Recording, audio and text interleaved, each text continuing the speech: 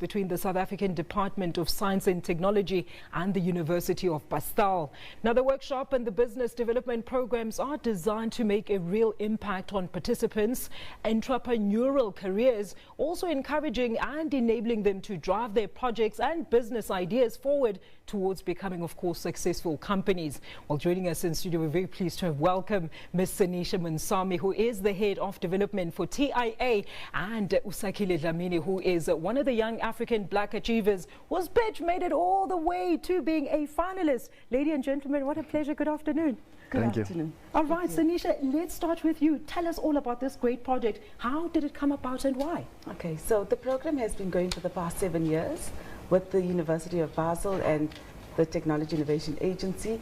We're proud to say that we're transforming the program and growing it for young entrepreneurial development. And by that I mean, as you can see today, we have our own superstar who's 22 years old, and he's been the top innovator in this program. You know, Sakile, I want to find out from you. I mean, congratulations, first of all. We're always talking about the lack of information or what, you know, who actually has access to this type of information when embarking on such projects. How did you know about this project? To be honest, I'm based in San Francisco. I went to education that side, my tertiary education, and once I graduated, I was really looking at bringing the skills that I had garnered internationally and bringing them back home and using the technology and the lessons that we learned from a Western market and bringing them to address African challenges. So once I graduated, I researched all through departments of innovations that are taking place in South Africa and in the African continent that I can partner with and actually see my vision and my goals come to fruition. And how would you identify with those visions, particularly? I mean, you schooled in a different country and you're coming back to equip the South African country with the knowledge that you learned from that side. How are you doing that? To be honest, it is something that is a challenge. I'm looking at holding the right hands and partnering with the right innovators and people that are actually excited about moving forward. I was based in Silicon Valley in San Francisco for 4 years, and that mindset shift that I had, the one aspect that I realized was my connectivity to the internet. Having access to the global digital library really gave me an edge that I could see from my experience growing up in South Africa as a young man and being able to view the world globally and being able to partner with other African countries that we don't take much cognizance of. As someone that is, I'm extremely Pan-African. I really believe that we have the expertise to grow forward to the next level. You know, Sanisha, that is so recommendable because we're always hearing about these young professionals that are trained overseas that never come back to bring the skills in the country. So is your project encouraging such that you take these learners abroad but you bring them back to reskill the country? Yes, and I think it's very important that to grow strong entrepreneurial culture in South Africa, which we don't have. We recently looked at, if you look at in South Africa, not many young kids get an opportunity to go abroad.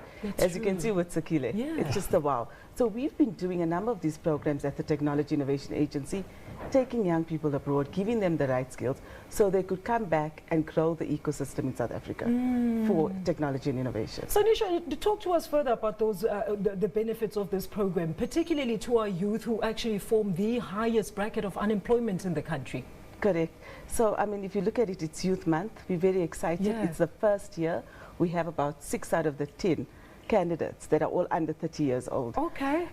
We have a number of initiatives, like I said, and one of them is the BRIC Summit. South Africa will be identified 2 young entrepreneurs that will be competing against Brazil, China, India and Russia in September of this year in South Africa as well.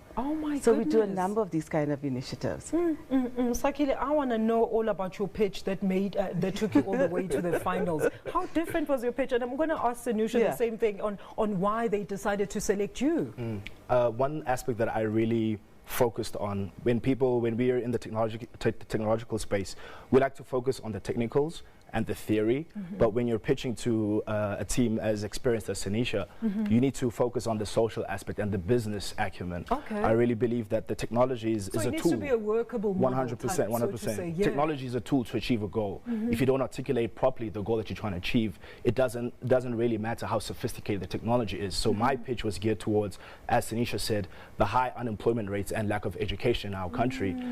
I'm addressing the widespread lack of internet. I really believe that if someone has has the ability to send a resume, reach out to somebody and say, hey, Sakile, I love your project, let's get in contact. You can't do that if you don't have the appropriate resources. And with social media and all these other platforms, people are accessible. Celebrities, business people, LinkedIn, all these other aspects are accessible through the internet. Okay, Sanusha, just closing, how do then these projects become a reality that, you know, that once the participants or the beneficiaries have gone through them? So TI funds the technology development aspect, and then further to that, we handhold you in terms of supporting your business for sustainable businesses. I think what's very, very key is taking high-end innovation in terms of what Sakile is working with for inclusive innovation for communities that don't have. If there is a second, maybe he could do a quick 1-minute pitch. Do you want to quickly? Let's do it. Yeah, Let's do it. Yeah. The project I'm working with TIA is called YWorld. YWorld is a service that we plan to create. It's a digital application whereby we use blockchain technology and distributed ledger technology to centralize and decentralize the nation, whereby everybody is an individual node. You use your mobile hotspot, ultimately making everybody in the country a mobile internet cafe, whereby you're able to share Wi-Fi with me through your hotspot, but receive payments. Because we're using blockchain, people are able to, through micropayments, receive and interact with each other and verify these transactions. Oh, wow. Oh, my goodness. So where can people get more information about this project? Very quickly, Sanusha, my director is going to kill me. Not a problem. They can go onto our website, www.tia.org.za. All right, and you've already selected your 10 for this year, and your entries for next year, when do they open?